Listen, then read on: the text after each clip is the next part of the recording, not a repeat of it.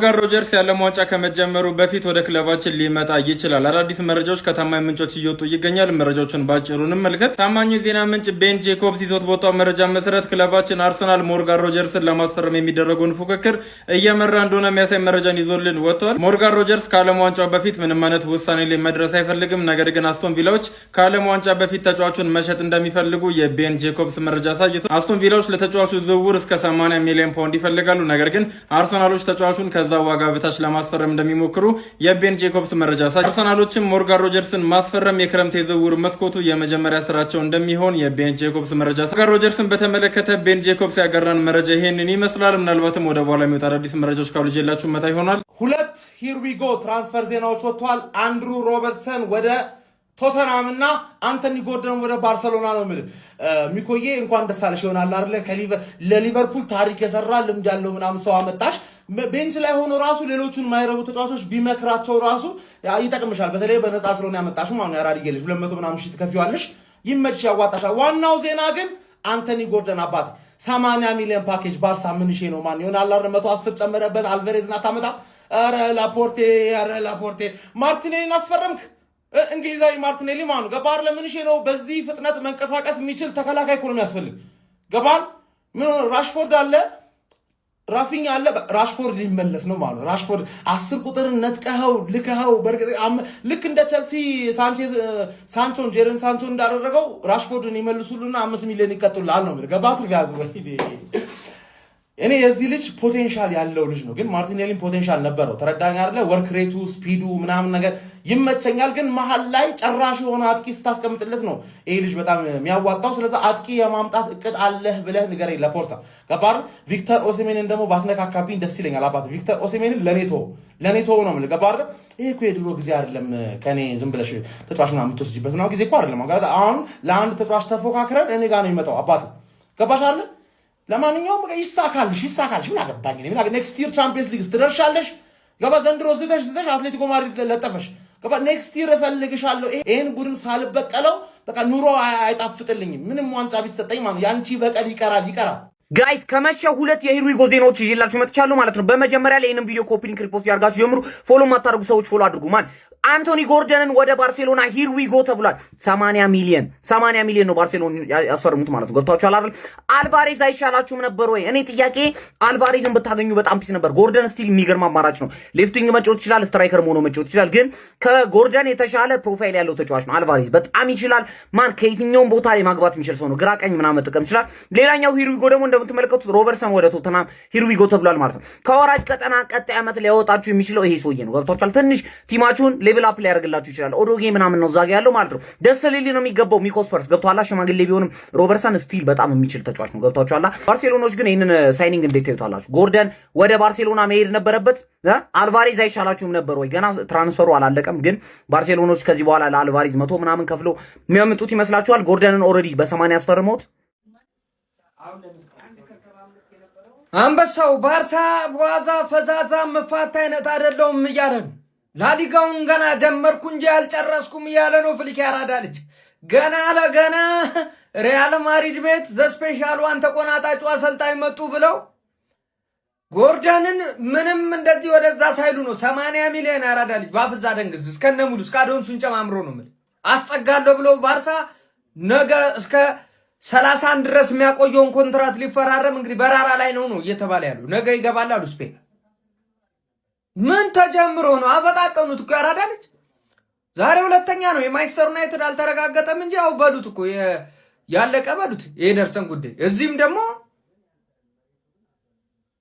ጎርደንን እየጠጡ ነው ያወሩት አሉ። ጎርደን ምንድን ባርሳ ቤት ነገሮች ጥሩ አይደሉም። ያራዳ ልጅ ገና ካሁኑ የምንሰማው ታሪክ ማስፈራራት ጀምሯል በዝውውርም በስተመጨረሻም አንቶኒ ጎርደን ወደ ባርሴሎና ሂር ዊ ጎ። ፋብሪዚዮ ሮማኖ አሁን እንዳሳወቀው ከሆነ ኒውካስትል እና ባርሴሎና ሙሉ ለሙሉ ከስምምነት ደርሰዋል። በዚህ ሳምንት መጨረሻም ሕክምናው ሙሉ በሙሉ ይጠናቀቃል። ከዓለም ዋንጫ በፊት ዝውውሩ ይጠናቀቃል። የኒውካስትሉ ወሳኝ የመስመር አጥቂ አንቶኒ ጎርደን በስተመጨረሻም የስፔኑን ክለብ ባርሴሎና ለመቀላቀል ተስማምቷል ማለት ነው። ብሉግራናዎቹም እንግዲህ ይህንን ተጫዋች ማስፈረማቸው በከፍተኛ ሁኔታ ይጠቅማቸዋል እየተባለ ይገኛል። በነገራችን ላይ ባርሴሎና አንቶኒ ጎርደንን ያስፈረመው 70 ሚሊዮን ዩሮ በሚጠጋ ቋሚ ክፍያ ሲሆን በአጠቃላይ ወደ 80 ሚሊዮን ዩሮ በሚፈጅ ፓኬጅ ነው ማለት ነው። አንቶኒ ጎርደንን እንግዲህ በቀጣይ ዓመት በፕሪሚየር ሊግ እንመለከተው ማለት ነው። ኧረ በለው አንቶኒ ጎርደን ወደ ባርሴሎና ሊመጣ ነው ጋይስ። ይኸውላችሁ እጅግ በጣም ታማኝ የመረጃ ምንጮች ናቸው ይህን እያወጡ የሚገኙት። ፋብሪዚዮ ሮማኖ ማረጋግጧል። ዴኮ በእንግሊዝ የሚገኘው አንድም የኒውካስትል ዩናይትድ አመራሮችን እንዲሁም ደግሞ የአንቶኒ ጎርደን ወኪሎችን ለማነጋገር ነው። ምናልባትም አንቶኒ ጎርደን ይኸውላችሁ ከ75 እስከ ቦነሶች ከተጨማመረ እስከ 85 ሚሊዮን ፓውንድ ድረስ ኒውካስትል ዩናይትዶች ሊፈልጉ ይችላሉ የሚሉ መረጃዎች አሉ። እኔ ልንገራችሁ በአንቶኒ ጎርደን ላይ ያለኝ አቋም እንደምንሰማው መረጃ ከሆነ 60 ሚሊዮን ፓውንድ ድረስ ነው ባርሴሎና መክፈል የሚፈልገው። ከዛ ቦነሶችን ጨምሮ እስከ 70 እስከ 75 ሊሄድ ይችላል የሚሉ አይነት ወሬዎች ነው ያሉት። ነገር ግን ይኸውላችሁ ማርከስ ራሽፎርድ 30 ሚሊዮን ነው የሚያወጣው። 30 ሚሊዮን እሱን አውጥቶ ይኸውላችሁ ከመግዛት አንቶኒ ጎርደን ላይ ጨምሮ የሆነ ነገር እሱ ማምጣት ይሻላል ብዬ አስባለሁ። ፕላስ ለሃንስ ፍሊክ አጫወት በጣም የተሻለ ነው ብዬ አስባለሁኝ። ይኸውላችሁ ስታተሱን ገብታችሁ አትዩ። ሃንስ ፍሊክ አንደኛ ተጫዋችን በምን መንገድ መያዝ እንዳለበት እና ወደ አቋሙ ማምጣት እንዳለበት የሚያውቅ ሰው ነው። የተጋነነ ሂሳብ ተከፍሎ ፍሎፕ ይሆናል የሚል አይነት ፍራቻ አይኖርባችሁ። ምክንያቱም ይኸውላችሁ በጣም ለፕሬሲንግ ቁልፍ ከሆኑ ተጫዋቾች መካከል አንዱ ነው።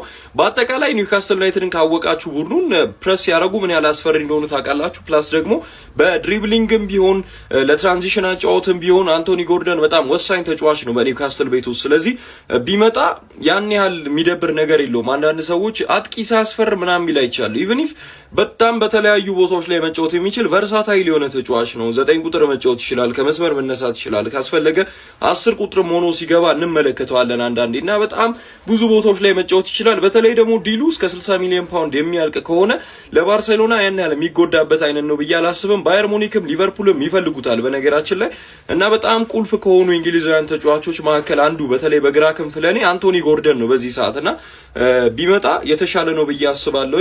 በተለይ ደግሞ ለፍሊክ አጫወት ስለሚመች ማለት ነው። እኔ ከማርከስ ራሽፎርድ የበለጠ እሱ ማስቀደመው ለዚህ ነው። በጣም ሯጭ ነው፣ ፕሬስ ያደርጋል፣ ለትራንዚሽን ቁልፍ ነው፣ ቨርሳታይል ነው። ኤቭሪ በቃ ፍሊክ የሚፈልጋቸውን አይነት ነገሮች ከሱ ያገኛል። አጥቂ መፈረሙ የሚቀር አይመስለኝም እሱም ቢመጣ። ይሄንን ምናልባት ጋራንቲ ሊሆነርን ይችላል ብዬ አስባለሁ። እሱም ወደ ባርሴሎና መምጣት ይፈልጋል። ኒውካስትሎችም ሊለቁ ዝግጁ ናቸው። ሁለቱም አካላቶች መካከል በባርሴሎና በኒውካስትል መካከል ንግግሮች ጀምረዋል። ጋይስ እስኪ ስለዚህ ዝውውር ከ1 እስከ 10 ሬት አድርጉት። የፕላስ ምልክቷን እየነካችሁ ፎሎ አድርጉ። ኮፒ ሊንክ ሪፖስት ይደረግ። ኩለርስ ይመቻችሁ። አንቶኒ ጎርደን በዚህ ሳምንት ወደ ባርሴሎና በመሄድ የሕክምና ምርመራውን የሚጀምር ይሆናል። ባርሴሎናዎች የአንቶኒ ጎርደን ዝውውር በጣም በማፋጠን አሁን ላይ ሂርዊጎ ላይ አድርሰውታል። ይህ ማለት ኒውካስትሎች በክፍያ በዝውውር ሂሳብ ዙሪያ ማለት ነው 70 ሚሊዮን ዩሮ ተጨማሪ ደግሞ 10 ሚሊዮን ዩሮ በአጠቃላይ 80 ሚሊዮን ዩሮ ከዝውውሩ የሚያገኙ ይሆናል። እንግዲህ የመስመር ተጫዋች አንቶኒ ጎርደን የሚፈልጉ ባየር ሙኒክን ጨምሮ ሊቨርፑልም የሚፈልጉት ክለቦች ሲሆኑ ባርሴሎና ግን ዝውውሩን አፋጥኖ ቀድመዋል። ተጨማሪ የእግር ኳስ መረጃዎች እንዲደርሳችሁ ደግሞ ይህን ፔጅ ፎሎ፣ ኮፒ ሊንክ፣ ሼር ማድረጋችሁን እንዳትረሱ። በሌላ ዝውውር በአርሰናል በጥብቅ እየተፈለገ የሚገኘውን አንቶኒ ጎርደንን ይህንን ያበደ ዝውውር ማን የሚያሸንፍ ይመስላችኋል? የፎረስቱ ተጫዋች እንግዲህ ኤንደርሰንን ማንቸስተር ሲቲ እና ማንቸስተር ዩናይትድ በአሁኑ ሰዓት አንገት ለአንገት ተናንቀው እንግዲህ ለማስፈረም ከፍተኛ ፉክክር እያደረጉ ይገኛሉ። ኤሌት አንደርሰን እስካሁን ድረስ የሚሄድበትን ቡድን እንዳልወሰነ እየተሰማ ይገኛል። ማንቸስተር ሲቲ ትልቅ እድል አለው እየተባለ ቢገኝም ማንቸስተር ዩናይትድም ግን የተጫዋቹ ጥብቅ ፈላጊ በመሆኑ በተለይ አሰልጣኝ ማይክል ካሪክ ይህ ተጫዋች ወደ ኦልትራፎርድ እንዲመጣላቸው ይፈልጋሉ። በአሁኑ ሰዓት ሁለቱ ቡድኖች ናቸው በዚህ ተጫዋች ዝውውር ላይ በከፍተኛ ሁኔታ እየተፎካከሩ የሚገኙ። ተጫዋቹ ለሁለቱም ቡድን ቢፈርም መሀል ሜዳቸውን አፕዴት እንደሚያደርገው ምንም ጥርጥር የለውም። ነገር ግን ይህንን ዝውውር ማን ያሸንፋል የሚለው በጉጉት እየተጠበቀ ይገኛል። በሌላ ዝውውር በአርሰናል በጥብቅ እየተፈለገ የሚገኘውን አንቶኒ ጎርደንን ባርሴሎና ለማስፈረም በከፍተኛ ሁኔታ እየተጓዘ ይገኛል ማለት ነው። ጎርደን ባርሴሎና መሄድ እንደሚፈልግ መረጃዎች ያሳያሉ። ታዲያ አንቶኒ ጎርደን ማንን ይመርጣል? ባርሴሎና ፋይናንሻል ችግር እንዳለበት ይታወቃል። ባርሴሎና ወይስ ወደ አርሰናል ይሄዳል የሚለው እንግዲህ በጉጉት እየተጠበቀ ያለ ጉዳይ ነው።